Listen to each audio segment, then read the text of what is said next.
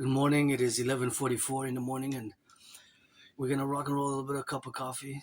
Coffee with Dragon Events, yours truly, and gonna begin with gratitude, grateful, thankful that my rent's paid my rent, paid my electricity bill, paid Netflix, paid my also paid the Netflix electricity bill, rent, paid my rent. It is the 25th of June, so next week is already July 1st. You know how it's gonna rock and roll. Still gotta pay my phone and still have to retrieve the book, Appreciating Asperger's Syndrome. I encourage all to work out, train, exercise. We're gonna do a rock and roll geopolitics events and meditative events, a little bit of semi rock and roll, mystic, mathematical, spiritual, Aspiesque, freestyling rock and roll event. I'm gonna pour some coffee, but I gotta salute the firefighters, the butchers, the bakers, the nurses, the doctors, the electricians, the plumbers, the train conductors, all those involved in the production, distribution of food, and the daycare workers changing diapers, the teachers. Well, of course, now it's transitioning into summer school. So, but there's somebody who's having some summer school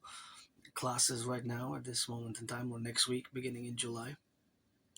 So, I gotta salute the train conductors, the warehouse workers, the cooks, the electricians, the plumbers, the all those involved in the production and the distribution of food, always for the 10, the 50, and the 3, the North American Collective, the 63. And my only stress now is financial.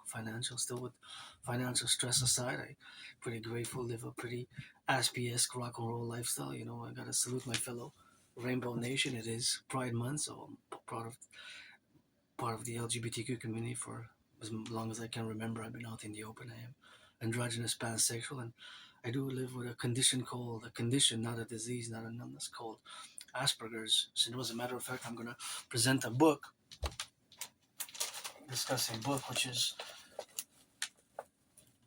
super super relevant that I mention it. And besides this book, I also recommend a book called Appreciating Asperger's Syndrome, which I'm soon to have it in my possession and property. And then I will also recommend this book, Asperger's Inside Out. Asperger's Inside Out. It is really a valuable book, especially these few pages, which are so important and integral to people with Asperger's that they're like gold for us. I'm gonna show you a little bit of experts. They have these pages here, which are the characteristics of people like myself, who are part of this tiny minority of citizens who live with Asperger's syndrome, and it's part of the autism spectrum, because in 2013/2014 they merged with the high functioning autism, and high functioning autism merged with ASD level 1 Asperger's spectrum disorder in the parentheses in the social skills, and in that way it's a hidden disability, and it is it can be very challenging for us. So it's especially has been, and I've improved greatly over the past years, but it has been sometimes a slow progress, but it has been nonetheless a quantifiable progress vis-a-vis what I have to implement as strategies, as of course dictums, and as points and programs, and of course as actions vis-a-vis my interactions with you, the 99% of the population, which you are the neurotypicals. 99%, we're less than 1% of the population. So this is intrinsic, has a very intrinsic value here in these characteristics, and how it can be perceived in a negative or positive way by you neurotypicals. And the first one, it's interesting that the first one, it says an intense absorption in a topic or field of interest, and that's what's called for us Aspie's special interest, aka obsessive interest. And for years and years and years, pretty much my daily routines and engagement and activities are around geopolitics and dancing being my favorite sport. I can dance for hours, and being the priestess of the goddess, keep my name out of her mouth if it's not for a blessing. And of course, I can dance for hours, and rock and roll. That's the trinity. So intense absorption in a topic or field of interest, and that's pretty much geopolitics, rock and roll, and dancing. Geopolitics, rock and roll, dancing, and for hours and hours on a daily basis. And the negative interpretation from the perspective of the neurotypicals can be: individual is obsessed and is driven further into this absorption by anxiety and stress. The positive interpretation is that the individual is passionate about a topic or field of interest. And of course, we can excel, Aspies, we can greatly excel at those particular topics of which are our special interest. And for me, of course, it happens to be geopolitics, and there's always constantly geopolitics going on in my brain, in mind with analysis, and more analysis and more interpretation of the news, and of course of the data points which exist, because geopolitics never sleep. Geopolitics never sleeps, right? It is always like the sun or the money. The saying goes, money never sleeps, because it's true that there's always buying and selling and transaction at this point in time. But the reality, of course, being that it is, geopolitics never sleeps as well. So I'm just gonna put a little bit of that rock and roll there, and gonna have, of course, some. Gonna pour some coffee. Gonna salute the firefighters, the butchers, the bakers, the nurses, the electricians, the firefighters, and the welders, train conductors as well. The train conductors. Gotta salute those train conductors now on the go with a freight train or of course passenger. And I'm grateful to have this little black.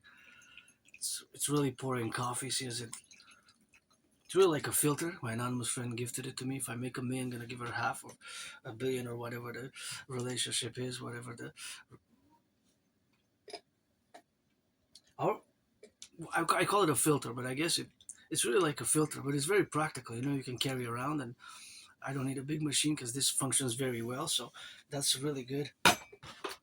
So geopolitics as it is today, I have to always counterposition it and counterplay it with my prediction from 2019. Because in 2019, I of course predicted that there will be an international conflagration, and I have proof because I do have the videos. So I always have that starting point as it is today, the starting point which exists now in the faculty, of course, of the transition from that period of time to where we are today on the 25th of June 2019. So all the relationships, of course, of where we are now are vis-a-vis the the vis-a-vis the events which have transpired since October 2019. So also my work goes back before that, before 2019, many years before, but I countervalue it and counterpose it from that period in time, because that is when I predicted geopolitically that there will be an international conflagration, a rapture of the order as we had known it. And again, before I do go into geopolitics, you know, I do love mathematics. I'm no Claude Shannon or Stefano de Bleja, but I always do mathematics. There's always some types of math going on in my brain, and I want to put an open question in these videos. I'm going to leave an open question, and this is going to be a more practical one for the times which we live in, myself included, my only stress being financial. But again, it's not just myself in this position as an individual citizen, because I am an individual, part of the greater North American collective of which we are, and Canada, United States, as which we have the common manifest destiny. But of course, North American collective includes Mexico and Haiti, Jamaica, Dominican Republic, and Cuba, the islands as well. Cuba being a paradox that it's retained its Marxist socialist, it's retained its Marxist socialist structural political system and an economic system, which is quite paradoxical that it was able to sustain it for until today, till the present day, even with the challenges that Cuba is facing now, severe challenges in the past weeks and past months, is relating to the fuel shortages and the blackouts. Right, it's quite something that it is of notation that Cuba is part of what I call the North American civilizational complex, or the collective North American civilizational complex, which is my philosophy, my theory, my it's more intellectual and academic, but of course, to succinctly put it in a more brief summary, that the North American collective is not divorced from Western civilization, but is distinct. So we have a distinction, but we're not divorced. We're not divorced, but we're distinct. So of course, in all those manners where we are, of course, now counterpoised to the relationship, of course, of existence, are of course the realities of the North American collective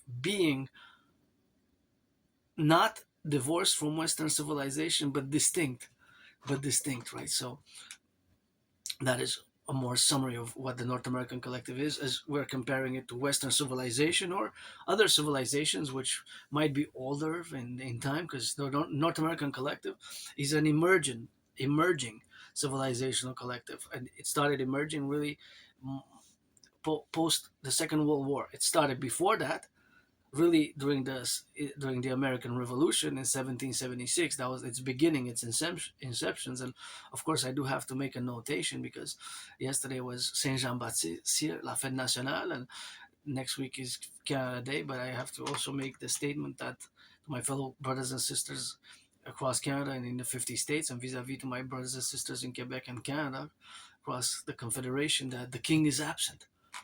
The king is absent. It's time for the republic, and I always make this statement that Canada, we should have been a republic on the 1st of January, the year 2000. We should have never crossed the king and the governor general and all the relations with the British monarchy, which we still have. That should have never been brought into the 21st century. That is just my geopolitical belief and statement and social philosophical belief, right? That should have been done long ago. That gotta go. So as I raise the cup now, I'm gonna be interjecting a mathematical question, which is pertinent to today's economic climate, the environment of the financial economic climate for many Canadians and many of my brothers in the 50 states.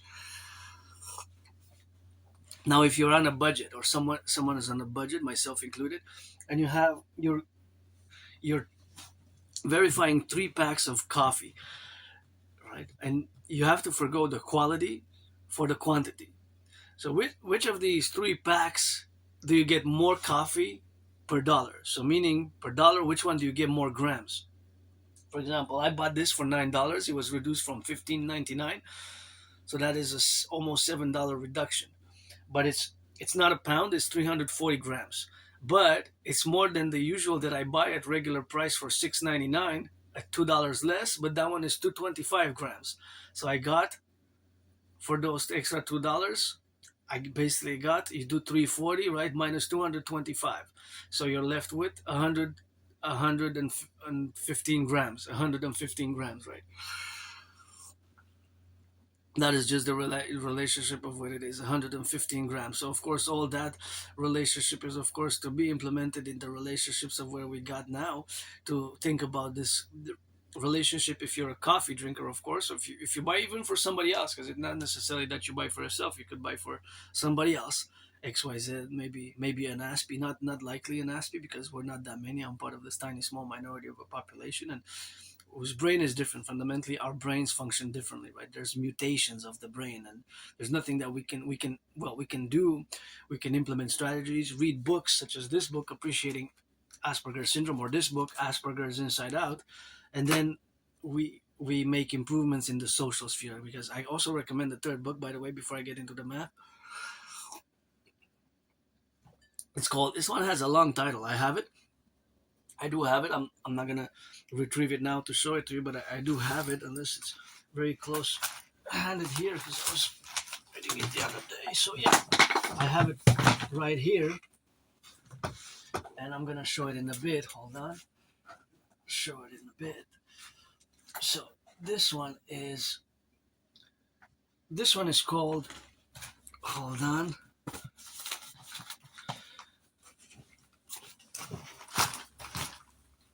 This one has a long title, but it is helpful. This one has a long title. It's called Teaching Asperger's Students Social Skills Through Acting All Their World as a Stage.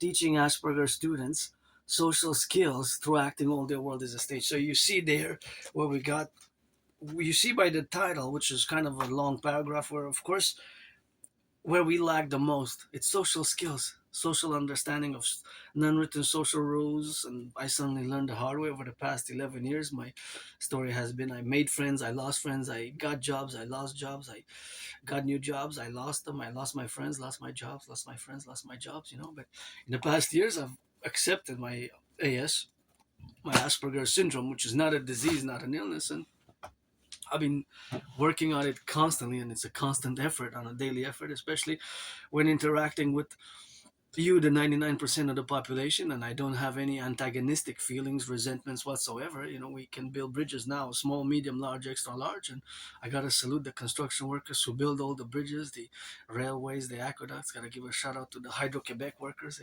of the past and present, the ones who maintain it now.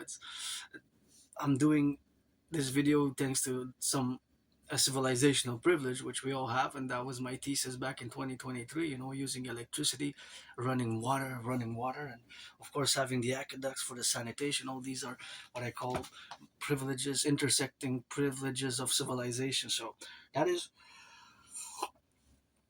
where we are today in the sphere of the analysis. So, which has to continue further, of course, in the continuance of the adjective, where we place, of course, the manners of the intellect and the academia aside, and then take practical practical steps and apply practical implementation, of course, of the practical positions and practical actions which are going to enable us to build those bridges with a small, medium, or large, or extra large. So now the faculty of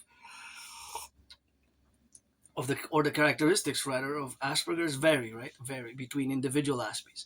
So my special interest is geopolitics, and parallel with rock and roll and dancing. Might not somebody might not an Aspie might not like rock and roll at all. Might even hate dancing. Say I don't dance. I will never dance. I do every day. And might a special interest for an Aspie might be cars, automobiles, science, mathematics, or computers. In a parallel life, my special interest is science and computers. I live in the year of darkness 2030. I design, build satellites, supercomputers, microchips, gadgets, antennas, and smartphones and computer networks. But sometimes I communicate with my parallel self, get those little headaches, get some headaches. And my parallel self gets headaches from the rock and roll. So the math question, the mathematical question goes like this. You have three packs to compare. Now you're stressed financially or an individual A. Adrian, let's say, is stressed financially, has to get the more coffee per dollar. So basically, which of these three packs of coffee do you get more coffee in terms of grams per dollar, right? So you have to do the math. So pack one is 5.99 for 175 grams of coffee. Pack two is 9.49 for 300 grams of coffee. And the third pack is 500 grams for 14.49. Which one do you buy, and which one do you get more for the dollar? Which of these packs do you get more for the dollar? It might be a small margin, but there might be all the same. Maybe I tricked you. Maybe they're all the same. You do the math. Say, hey, they're all the same. Well, it's possible that mathematically, if you so calculate it, it's possible that you might get exactly a certain grams per dollar, but highly unlikely. But I could trick you like that, and then you would have to say they're all as equal to the other per dollar. They all buy, let's say, I don't know, because it could be, for example, if a pack of 500 grams of coffee, 500 grams is $10, right? It's $10. Then per dollar, right, you get 50 grams. And the numbers just pop in my brain, right? Because you divide by 10, right? 500 divided by 10 is 50, right? So that's 50 grams per per dollar, because you divide 10 by 10. If it's $10, it's divided by 10, and that's the division. You have to do this division in case. And per 50 grams, it's for every dollar you get 50 grams. For this specific case, it can be 44 grams, point 0.9. It could be 60 grams per dollar. It could be 75. It could be 30. It could be 25, right? It can vary depending on the product, depending on the coffee. So let me ask another coffee question. I'm going to get a twins, doubles. So which one of these following coffees, this one I'm going to make it more obvious which one it is. So you might just know right away without doing the calculations, or you would have to get the calculator and do it. You're comparing three packs of coffee. First pack of coffee has the first pack of coffee has 300 grams of coffee for 7.99. For 7.99, 300 grams of coffee. The second one has 400 grams of coffee for 9.99, and the third one has 500 grams for 11.99. Which one do you get the most coffee for dollar? Yeah. So those are the mathematical questions of today. Now I want to discuss a little bit of the news in the general overall relation, which we started summer with the bang here, and Sunday there was a devastating flood. I heard the powerful thunders, the sound of the thunder that I heard. I never really remember years and years ago, maybe, but so loud. I just heard two of them. They were really loud. The post line, the thunder sound. It was just like so powerful, so thunderous. It was just so powerful, so thunderous. It was just really hardcore. That was quite something which I said that it was really powerful. So to the workers who are doing the relief operations, they're in the West Island, Montreal, they're doing those relief operations and salvaging. So I gotta raise the cup, sing them some rock and roll, send them some loving.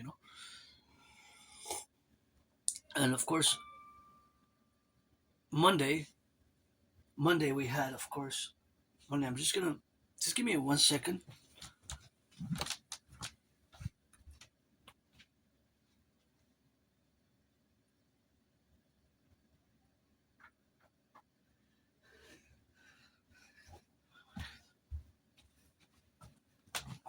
And of course, it started with a bang. And yesterday we had, of course, a little bit of that rock and roll. And yesterday was another tough day because Monday, of course, what happens is, of course, Monday was, of course, the relationship, of course, of the tragic event here, right in my own neighborhood. There was a shooting, a mass shooting event, and of course, several citizens died. A police officer as well, and of course a member of the Jewish community died, and it was 550 meters away from where I used to live.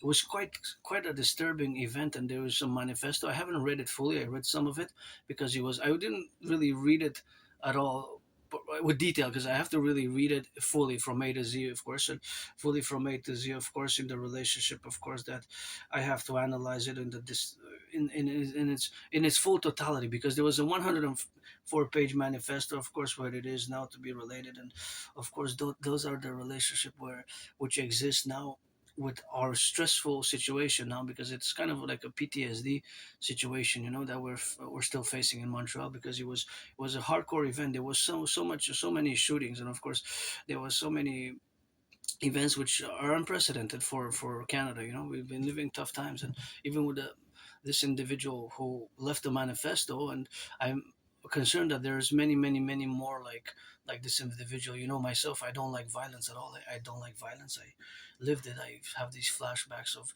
I was on Montreal and downtown. It was like close to sunrise, and of course I was getting kicked on the floor, and of course that was the relationships of course of being the relationships of having lived violence. And once I was of course attacked by surprise, and once I was attacked by surprise, of course, with the relationship, of course, of having survived that vicious murder surprise attack years and years ago when I was hit in the head and hit my head on the concrete on floor. And of course, that is just the relationship, of course, and that's my relationship with violence. And of course, the violence that I lived, of course, it is something which, of course, categorically, of course, that I don't like violence, so that is something which we have now to be together, where we coexist in this reality of another post-traumatic event, which probably left a lot of citizens in PTSD because there was a lot of shooting and it was deceased people died, and that is just, of course, another problem which we have, of course, in the relationship where we got, of course, with this relationship which is problematic for all of us, and that is it's an added trauma to the city, and of course the deceased. Why my call is to give $1 million to the closest family of the police officers, the closest family of the police officers, of course, the closest. The wife and children, from my understanding, they had children. So to the wife and children, and to the wife and children, and that's where we are. With my position is that they should be given $1 million. That is my my take, and that's because it goes parallel to my philosophies and initiatives, of course, which have transpired in the relationship, where, of course, I always expound that $1 million has to be given to those who are working, who lose those who lose their life on the field. And of course it is something which, of course, the public workers have to relate in the manifestation of them being accorded $1 million. If so, they are deceased and lose their jobs in the position where we have now. And of course that is something which, of course, is correlated to my position in the imperial problem, in the imperial relationships, of course, of the faculty, where we got existing now the faculties that we have to accord $1 million to those who are deceased, those who are deceased, of course. So those who are deceased in who die in the line of duty, whether security officers, police officers, or even those who pick up the garbage, the sanitation workers. That is an overall protocol which we're going to implement as we're going to fuse Canada and the United States into the 63 imperial complex. via my trinity of theories, which again will require a mass public private partnership. Mass public private partnership is, of course, the part of my ongoing advocacy for many years, especially during this COVID. And I gotta say that I survived COVID myself right here in this room of Sun Temple, here. About in 2020, I was really sick between, of course, between February and March, of course. Between February and March, I was, of course, struck hard last week, of course, of February and first week of March. I was thought I was gonna die. Thank you to my anonymous friend, I survived COVID. That was a pretty hardcore hit of COVID, where we have, of course, the manifestation, of course, where we got now to be related on, and that is something where we have to correlate, of course, on the relationship, of course, to coexist with our manifestations, which I exist now, and of course, my reality as having survived COVID, as having survived depression, having survived being suicidal, and it's a tough position, you know. It's tough being an Aspie is not easy, you know. It can be very problematic to make friends, and but I'm pretty joyous, content overall. Sometimes I still get moody. Actually, this morning I was moody, very moody this morning, and then I started stretching. I started saying my gratitude, and of course, it is something which we have, of course, to counterpoise. And of course, the relationships, of course, of existence is that it's always the relationship, of course, of having the dynamic or representation of today, of living for today, and of course, all that is to say.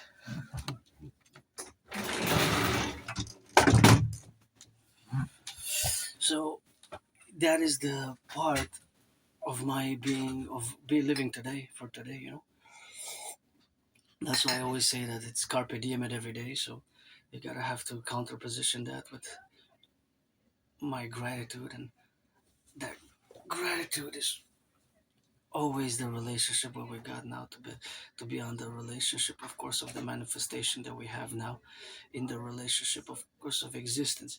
So that, of course, proposition, of course, is the proposition of where we have now, is to also channel, you know, because it's important to channel myself. I don't need much support, to be honest. I would actually love once in a week a good massage therapy session that would bring me more joy, but I don't have, you know, the sexual frustrations or things of that manner. But it's important to take action, whatever the situation you have. And you know, moodiness, I also get moody sometimes, and yeah, sometimes, you know, just screaming a bit and just letting it go, it's important. And you know, Aspies, we can have meltdowns. I didn't have that many over the past years, but I had a few Aspie meltdowns because our brains are different, eh? And I'm part of this minority, whether we like it or not. And of course, I, I uh, whether you like it or not, it's something which exists in the co-representation where we have now to be related on. And of course, all that relationship is, of course, something which has to be counterpositioned, of course, in the relationships where we got to exist as individuals. And of course, as individuals in the parallel relationship, of course, that exists. And of course, all that is counterpositioned by the relationship of which we are to position ourselves vis-a-vis you, the neurotypical. So tragic events happened here in Montreal, and of course, the tragic events that occurred here in Montreal are they're being discussed. They're being discussed in the media and further investigated, but we don't know exactly. Like I said, I didn't read fully the manifesto. I wanted to read it just out of curiosity. What was it pertaining about, and to analyze maybe there was some prevention that could have been done for the individual to go to decide to take to to really do this level of violence, extreme level of violence, which is outright shooting. But from my understanding, it's related to, from what I read, it begins right away with a gloomy interpretation and vision of the Western world as a whole. Now, myself, if I as I do geopolitics, I have to state that I haven't left the island of Montreal for more than 7 years, right? So I'm not going to say that I'm been stuck on the island because this is my home, but all my daily engagement in geopolitics and educational endeavors as relates to geopolitics is, of course, more academic, intellectually in nature. But nonetheless, from my personal experience, I haven't even left the island of Montreal since 2019, right? And when I went to the Restaurant to see the new theater that was built in the new complex, like a shopping center, which is on the south shore, a few kilometers south of Montreal, in Chambly, which is close by there on the south shore. So I haven't left the island of Montreal in more than 7 years. 7 years. So as much as I know of the world, I have to say that I haven't traveled, right? I haven't really traveled for my personal engagements and experience. I know from learning, and I watch the news from outside of the world, from different parts of the world, Deutsche Welle in Germany, from Europe, from, of course, the Middle East, Al Jazeera, Vian, from China, from Mexico, and mostly from North America. So I can make a left and right and centrist assessment, because my universal revolutionary centrism is tied hand in hand with my trinity of theories, which are fundamentally will require a mass public-private partnership.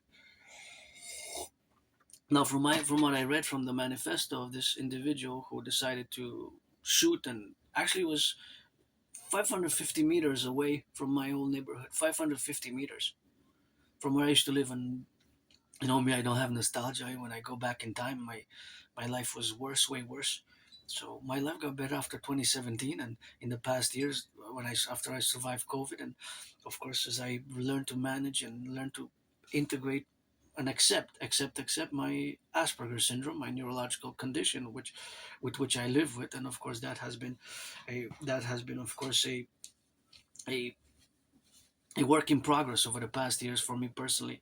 So the manifesto, my detection is that there was grievances and rallying against the establishment, and even pornography was incorporated, and there's psychosexual, financial, economic um, points of view which were tied in with the capitalist structure which has emerged.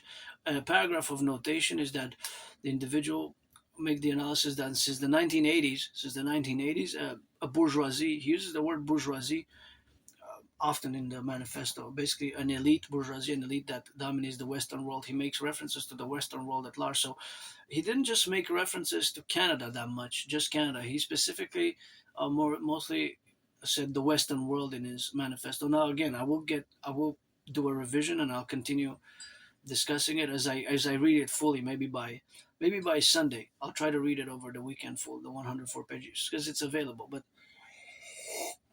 it's also related to some psychological sexual frustrations of this individual who, from my detective, was straight. He wasn't part of my fellow LGBTQ community, so it's a it's a it's something that has to, and against pornography, specifically also against pornography, the porn industry, pornography. That's an important part of his manifesto. He was rallying against pornography, and I guess there's some, it doesn't make a direct notion. I didn't detect any direct mention of the incel movement, which is the involuntary celibate movement, which is a pretty extreme movement, and they need some healing before they do violent acts. Of course, they need some help, some support, some therapy, or if that can help,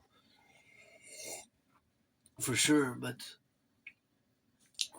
that's just for a group of people that are incels. But there was, I guess you can deduct that this individual was unofficially maybe a part of the incel movement.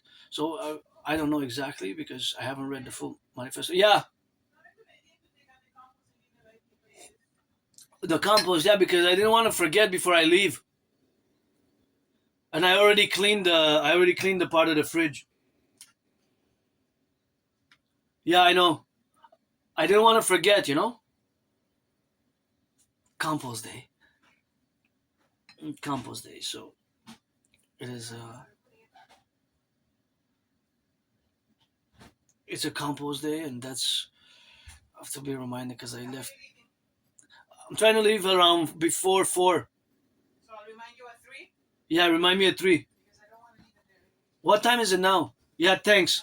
No, I understand. Okay, thank you.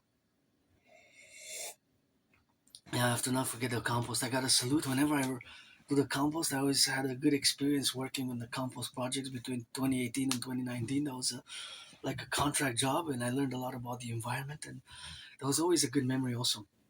So my life got better after 2017, that's when I crossed Canada coast to coast, coast to coast. I got the tickets. I'm doing a big cleaning on July before July 1st.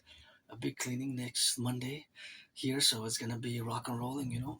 2 days before July 1st. But of course, that's the relationship with the jobs. With Aspies that we don't get. We don't get. I mean, we get the jobs, but we don't keep them because there's a look. When you look at the statistics from my community, the Asperger community, of course, you can deduct that there's 80% unemployment. Think about that. It got a little bit better from 90. It used to be 90 in the 90s, in the early 2000s. It used to be 90s, and then it got better. Of course, it got a little bit better, but not that much. But there was improvement in certain more. A little progress is better than no progress. A little improvement is better than no improvement. So it used to be 90s, 90%. Now it's around 80% unemployment rate. So that's something we have to work on. And actually excited that maybe I'll get some more opportunities financially because that's basically my only stress at the moment. Besides that, I'm pretty good, pretty joyous. But I was depressed, suicidal. I almost took my life away, and that's not just for me as an individual. Although it is, I'm an individual, but Aspie is generally people with Asperger's syndrome are generally more affected by depression, suicidal, and also higher dropout rates. I graduated high school. I dropped out of college, but I graduated high school. I have a high school diploma, and I do love math. I always do mathematics, as you can see from my videos. And we're gonna have a little bit of extra cup of coffee, and we're gonna discuss some geopolitics. But I had to mention this particular case because it's worrisome. And of course, when I go back in time, again, I don't have nostalgia. I don't have nostalgia at all. For me, my life was worse before 2017 when I used to live in July. Is going to be 11 years since I moved here with nothing. I moved here with nothing in July 1st, and there's going to be, of course, a little rock and roll for that, and that's just going to have to rock and roll it with that. Part of my life when I came here with nothing, and I used to live, of course, in a moldy place, and of course that's what we are, of course, to do, and that's where the relationship exists now with, of course, the faculty, of course, of all the experiences which are, of course, in the problematic areas, of which is unemployment for Aspies, high depression, suicide, and friends. But friends, if you're 18 plus, if you're black or white or man or woman or trans, we can be friends with services or pledge your allegiance, legions. My work is always about my work, my dream, the dancing goddess and the dragon kingdom. And now we're gonna hit it hard in geopolitics. So,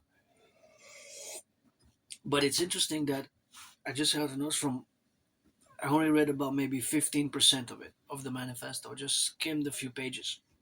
But there is in a way geopolitics to the manifesto. Or I will make maybe an analysis, read the manifesto, and I'll do a geopolitical analysis of the manifesto. Maybe because that's what I'm good at, right? Geopolitics from a geopolitical perspective. But of course, it's an incident which reflects for Canada, for because the individual traveled from Alberta to Quebec to Montreal to do his act of violence and pretty much act of violence.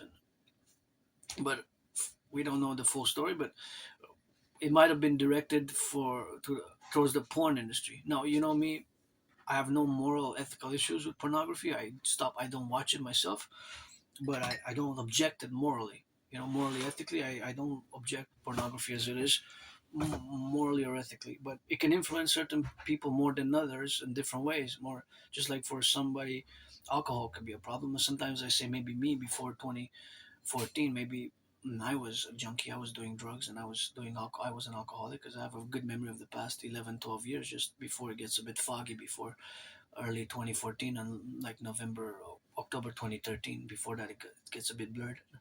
When I go back there, I remember I didn't even have a bathtub. I lived in a moldy place. It's like a nightmare, but it was it was 550 meters where I used to live from the neighborhood where this shooting occurred in Côte des Neiges near de Courtrai and Trans, this individual set. So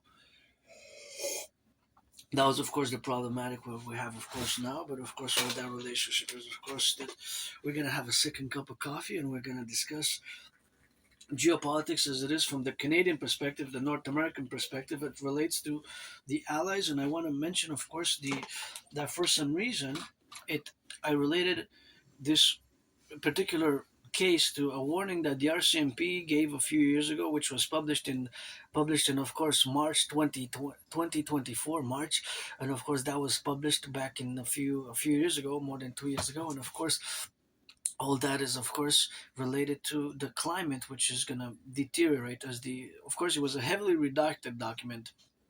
You can check it. You can Google and write RCMP 20 no, March 2024 RCMP document unrest and riots in Canada. So they were warning, but of course we don't know exactly the full extent because a lot of it was redacted. Right? There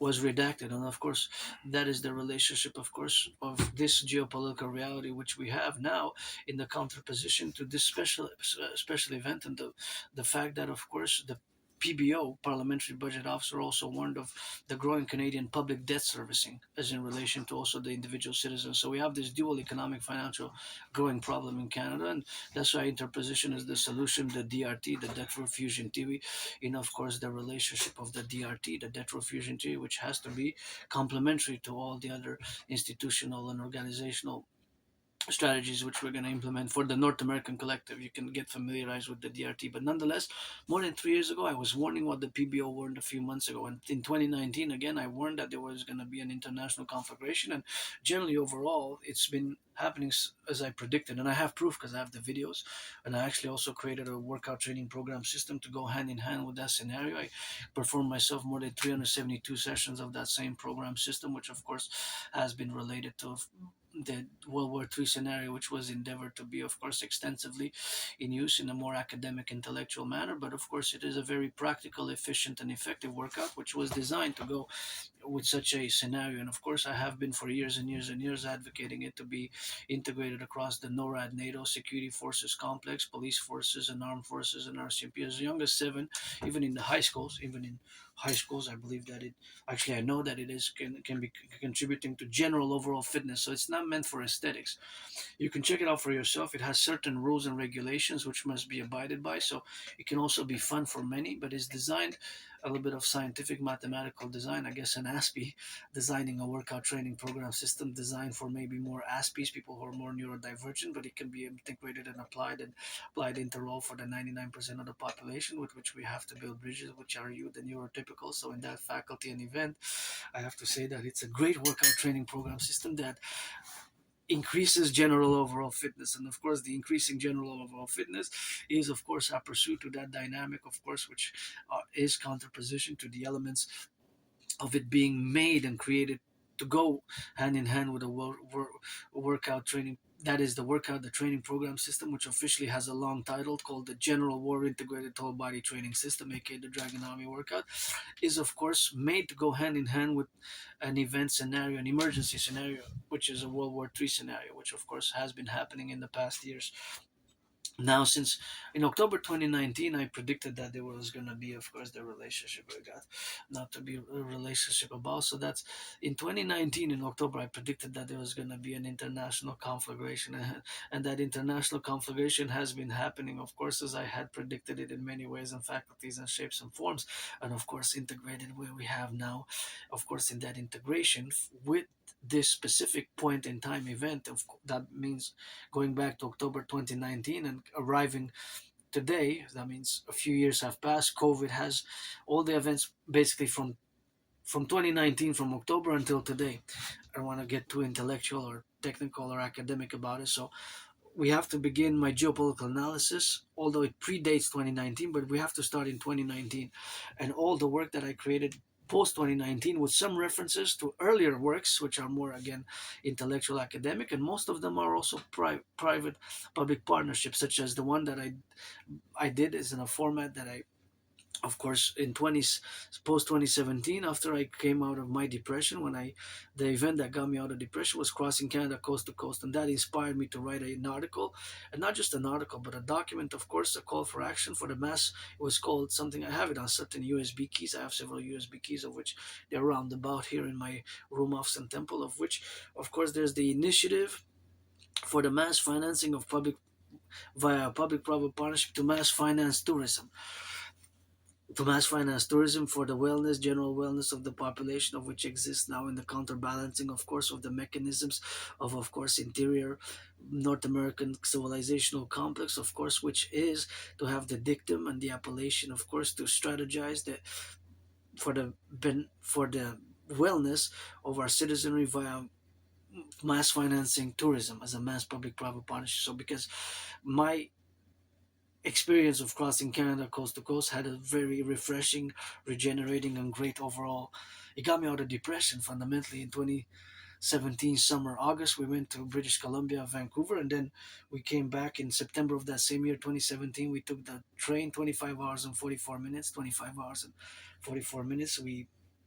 Went to we went, of course, to Halifax, Nova Scotia. So crossing Canada coast to coast made me come out of depression, and that was, of course, a great event in my life. And I started establishing a strong esprit de corps with my fellow Canadians, my brothers and sisters in the 50 states, because, like George Patton, the general, I also believe in reincarnations. Although my past lives incarnations was sometimes a man, sometimes a woman and a man. You get that 50-50 now.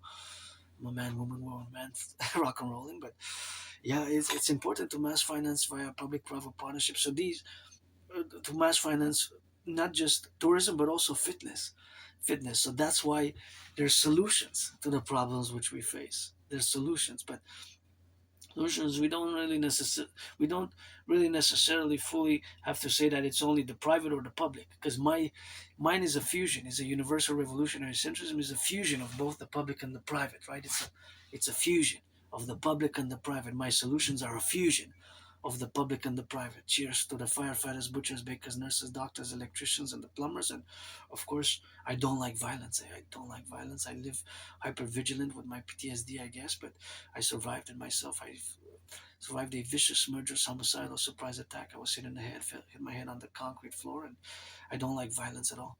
But I'm hyper vigilant. Violence and aggression. We have UFC. You go in the UFC. You fight it in the arena. You're fighting in the octagon. You put gloves with a. You go in the arena. You go fight some boxing. You go with a referee, or you play some football, some rugby. That's with sportsmanship. So the RCMP report came out a few years ago, although it predates 2024. That is, of course, the predating of it. But it warned about growing unrest and growing deterioration of Canadian security and Canadian economic, financial, bleak future. Even the words bleak and future, and that is going to deteriorate in the coming 5 years. So this was made public March 2024, so more than 2 years ago. So it's been happening, and for some reason I also said, well, because there it was mention, of course, of polarization, political polarization across the Western world. The RCMP document mentioned political polarization across the Western world. And those words from the RCMP document kind of linked them to the manifesto of this individual, Seth Hatfield. Seth Hatfield. Of course, I have to study it. I have to, from a geopolitical perspective, a more intellectual academic, to just really to just read it and if I didn't detect any mention of him that he's going to do this act in relation to the manifesto, but I guess leaving a manifesto of such proportions and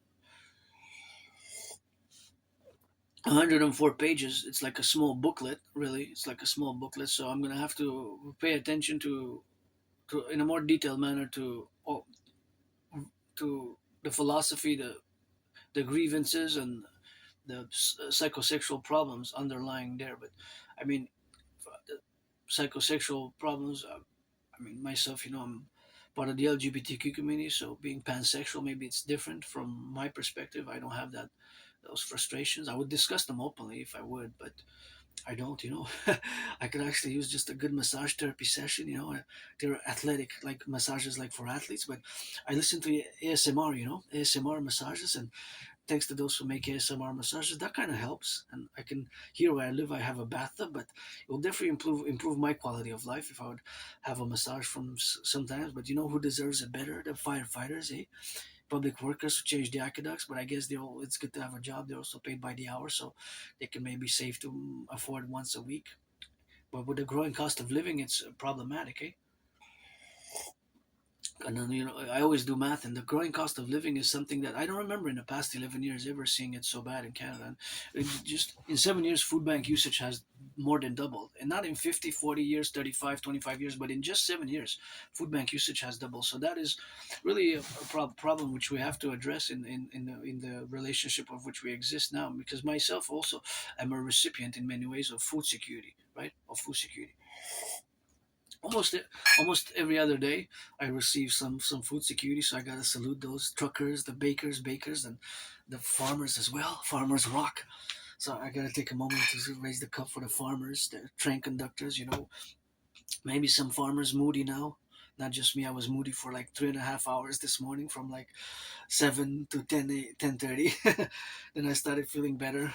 I stretched in bed, and I I can't help myself to do geopolitical analysis. And I was watching the my brothers and sisters in the 50 states. There's a national emergency as in relation to the Save America Act bill. There's a bill, Save America Act, that is not going to be passed exactly, and I have to know more information about it and what's in the bill, because I really haven't read the bill, so I can't really pronounce myself in the North American Collective. And I always put it for the 10, the 50, and the 3. And my ideas, theories, as I discussed them for years and years and years, are pretty much the fundamental trinity of theories, which all the North American Collective, and we can go from NORAD, NATO, if we are to integrate and apply, implement, and revive my Genesis 33 protocol, Genesis 33 initiative, that it has to be in concordant with all the plateaus of the manifestations of what has transpired up to now from 2019 and what's ongoing now with the Iran conflict can escalate again, eh? Can escalate again. Well, we're not sure that conflict has officially ended, because this is a 60-day period negotiation, so I guess it's already 3.5 days in it. 3.5 days in it. So of course, 3.5 days in it. Of course, that means that it's ongoing now. So the negotiations are going to finalize. But if the request is for Iran, one of the requests might be continuing. Iranian regime might continue that they that the might continue to ask and require for further advancement in the progress of a total peace treaty and peace agreement, and furthermore agreeing furthermore for from a ceasefire to a total peace agreement and collaboration and cooperation, that Israel withdraw its troops from Lebanon, southern Lebanon, because I think about seven between 6% to 10% of southern Lebanon, where the Litani River in south and north of Israel, right? The IDF established a buffer zone there, as in their war with Hezbollah militant group, which is Iranian backed. And so, from the latest news, there hasn't been any agreement or from the IDF and from Bibi Netanyahu and the Israeli government to withdraw the troops from southern Lebanon, because they established a buffer zone there. Now, of course, I'm not on the ground. I'm like not on the ground in Ukraine with 300 men and women to assess, to negotiate, and to assess, and to finalize agreements, and to finalize established new secured borders within the NORAD NATO Genesis 33 protocols, which we're going to have to revive in the coming days, weeks, and months ahead, as we move toward my ending of my deadline, which spans between July 1st and September 11th, as I myself have some deadlines spanning from July 1st to September 11th. So that's going to have to be concorded in depth works, which we're going to continue doing geopolitically even later today after I take a shower or a bath. I haven't decided yet, but I'm grateful I have a bathtub here. Eh? I didn't have a bathtub where I used to live. It was moldy, and it was horrible where I used to live. That's why I have nostalgia when I go back to my past. My past was way worse, and of course, that is where we find ourselves today, with gratitude. And I know somebody who is being charitable today, as I ask all to increase in acts of goodness and kindness. Increase in acts of goodness and kindness, super important. If you can be charitable and support, gotta raise a cup. My last donation via PayPal was from an Aspie, somebody who's also neurodiverse like myself. $25.44 was 20. It was in 2024 in October. So I'm always open for business. Always open for business. I'm auctioning everything that I'm wearing here, and I have great hope in the youth, in the future. And I always like to see acts of goodness and kindness being done. And there's lots of kindness and lots of goodness which we have to bring from ourselves. And as I live carpe diem it every day, Carpe diem it every day. It's always bury me with Papa Crawley up in New Jersey. Send every 11 years of me to the city of the pyramids. And I live to go to the mountain, Mount Royal here in Hawk Island, Montreal. 2.5 million people. 2.5 million people, as of course we are in the relationship of existing in this great North American civilizational complex of where we are and whence we live in the concordat, of course, of the implementation of my strategies for the North American fusion thereof of Canada, United States. It's now one Granddaddy Trump, and Granddaddy Trump knows that I would have not voted for him. I'm no MAGA, no Republican, no Democrat. My universal revolutionary centrism is a fusion thereof as a mass concordant public-private partnership for total SSSD, security service and surveillance and defense, which will require my brother citizen Scorpio Bill Gates, Peter Thiel, and other institutions and organizations, fintech, technology institutions, banking institutions, public and private partnership. That is fundamentally my dream. It is a mass public-private partnership, right? So, again, we're gonna discuss now a little bit of the current geopolitical events which are transpiring now and which can potentially arrive. So, back to 2019, one of my prediction was that, well, the general prediction overall, there's a lot of intellectual academic ramifications to it, but to just make it concise was why I predicted that it was going to be an international conflagration coming of World War III was due to unresolved conflicts from the 20th century, unresolved conflicts from the 20th century, which of course have not been fulfilled, have not been fully, the conflicts have not been fully resolved from the 20th century. And if you look at Ukraine and Russia, right, these are conflicts which date from the Cold War period. Hamas was founded in 1987, so it took them 20 years to take power over Gaza, the Gaza Strip. Iran also was founded on the 11th of February 1979. 11th of February 1979. So that was, of course, the relationship which existed during the Cold War period, which lasted almost 45 years. I don't mind saying 46 years or close to more than 46, 46 and a half. Usually I place it between March 1947 and end of December 1991. So, of course, all that relationship is, of course, to be in the relationship of existing in the geopolitical complex or the geopolitical timeline of the Cold War with the events that have transpired today, post 9/11, October 7th, of course, and the wars that have started post 9/11, the twins, I call them the twins, post 9/11 and October 7th, because both are twins in many ways, right? Twins, geopolitical twins. Just like when I say the geopolitical twins of Russia and China are Taiwan and Ukraine. So that's why I always mention that as much as we discuss, we have to also have more precision in geopolitical realities, because Russia and China both have a vested interest to support covertly or overtly Iran as much as they can.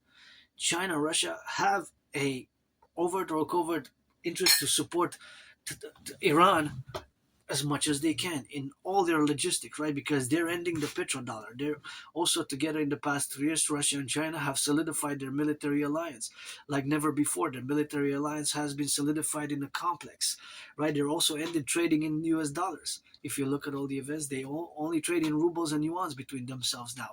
And they also try these other countries which are part of BRICS, and of course the Belt and Road Initiative to also adopt yuan and other currencies which are not tied to the US dollar dominance. And of course the growing debt in Canada, both the public and the private debt in the USA and Canada has counterbalanced that we are on a point of a potential economic financial crash, of a financial economic crash. It could be the 29th of June. Full moon, 29th of June. It could be Black Monday, and of course the stock market could go down 3,333 points. It's possible. It's possible that Friday, tomorrow, an economic crash begins and it continues Monday. 2 mega days of sell offs, and of course, the complexities which can arrive, which, of course, if China attacks Taiwan, which they claim as their own, right? Because that's an unresolved conflict. As much as we would like to say that it's a made deal, it is really not from the Chinese perspective, which they also support their reunification with Taiwan, also known as Formosa or the Republic of China. It is a Cold War era issue, which their issue dates from their specific civil war, So understanding these also these geopolitical hotspots and these little areas which can, of course, influence our influence here in Montreal, Canada, can influence us here, right, in Canada. But as much as we like to understand China, we will not fully understand Xi Jinping's political philosophies until we study a little bit of the governance of China. That's why I always encourage you all to read a bit the governance of China, which I You can find them online, of course, in the audio online, so you can find them, the audiobooks. There are several volumes. It's called The Governance of China. So to understand fully China as it is today, you have to go and delve a little bit into the governance of China. So without going a little bit in, it's a bit technical, academic, and intellectual, but the governance of China is, of course, a document which has to be understood to understand China as it is today. Xi Jinping China's over the past 12 years, because otherwise we will not fully accord in how our strategies to, of course, work with China or not work with China without being antagonistic. I guess that is a geopolitical question.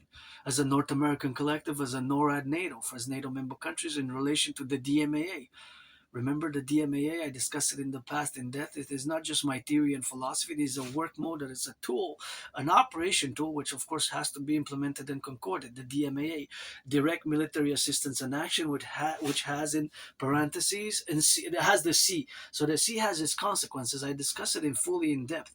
So because of course of the direct military assistance and action, of course this has of course to relate our as it relates to NATO, right? Because NATO member countries have taken have intervened in conflicts which are not related to NATO. In other words, Ukraine is not part of NATO. Now, I'm not saying we should have not supported NATO militarily. That's not what I was saying. What I'm saying is that NATO is not part of NATO.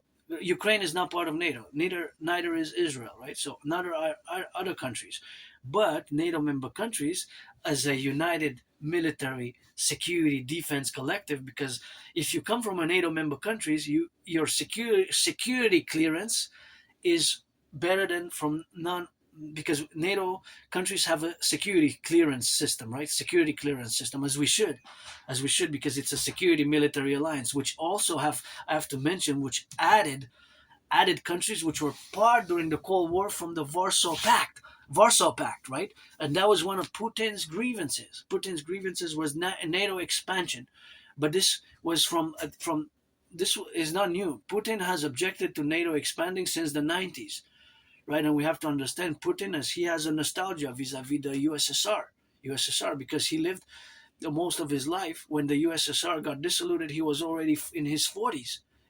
So his most of his life he spent working and doing and operating under the USSR, right? So there's a nostalgia element to Putin. I said, if anybody wants to commission Putin's nostalgia, how is driving his geopolitical strategies. And my worry is that they're implementing, as I said, Alexander Dugin's geopolitical strategy. Alexander Dugin is not that well known actually outside of Russia, but they adopted Russian military adopted many of his strategies, and that worries me because they have a plan to covertly subvert and use internal discord in Canada, United States, across the Western world, and of course certain elements is even you could say even creating mass shootings across Canada, United States, from their internal security forces, right? Their secret police and secret security forces internally in Canada. And the United States, as we have seen, with more interference, because Russia and China, if both together have been for years now, 3 years or 2.5 years or 3.5 years, if they've been solidifying their relationship and if they're applying Alexander Dugin's strategies as outlined in the Foundations of Geopolitics, then of course our FBI, the FBI, CISA, CIA, RCMP, CISA, CIA, RCMP, which we got to fuse together, and according to the FBI and the RCMP into the Imperial Police Service, the CPS, and of course CSIS and the CIA into the Imperial Security Integrated Service, and of course in the Reviving Genesis 33 Protocol Initiative, and of course the relationship, which we have to also, it's not just a relationship, but there's different realities of this relationship vis-a-vis my philosophy called the DMAA, the Direct Military Assistance and Action, and in parentheses its consequences, because those are the consequences such as covert sabotage by non-NATO member actors, superpowers such as China is now a superpower, whether we like it or not, vis-a-vis the military assistance of Taiwan, right? Military assistance of Taiwan, and the military assistance vis-a-vis Ukraine, as we provided Ukraine. So another conflict which NATO got involved. For example, Israel was not part of NATO, right? When Israel got attacked on October 7th, it created a parallel twin to 9/11, definitely in the geopolitical world. But NATO member countries are the last NATO member country is Sweden. Sweden joined 2 years ago. But it's important to note that Russia objected to NATO expansion, which have has included countries which are part of the Warsaw Pact, such as Bulgaria and Romania, Bulgaria, and of course Hungary and other countries. Poland, of course, Poland, right? Poland was Warsaw Pact was in Poland, basically was USSR and the old socialist republics, all socialist countries, because Poland was socialist, right? Bulgaria, Romania were socialist, and of course the revolutions of November 1989. Romania was the one that was the bloodiest. The only bloodshed was in Romania was several thousands died or in a few weeks of it almost turned into a civil war, but it didn't turn into a civil war because the military executed Nicolae Ceausescu and Elena Ceausescu. That's why it prevented a civil war. Actually, they had to execute him on Christmas Day, 25th of December 1989. 25th of December 1989. What's interesting is that they executed them on Christmas, 25th of December 1989. That's quite fascinating. They didn't wait until the next day, to because they wanted to avoid a civil war, in Romania. They executed dictators. Well, it's still some mysteries in relation to that event, but I'm not going to go into that relationship there. But there's some mysteries there that happened that they're not really clear who ordered the shooting, who was shooting, and who wasn't, and the notorious, of course, the notorious execution of the Ceausescu's, right? Anyways, so but Putin was,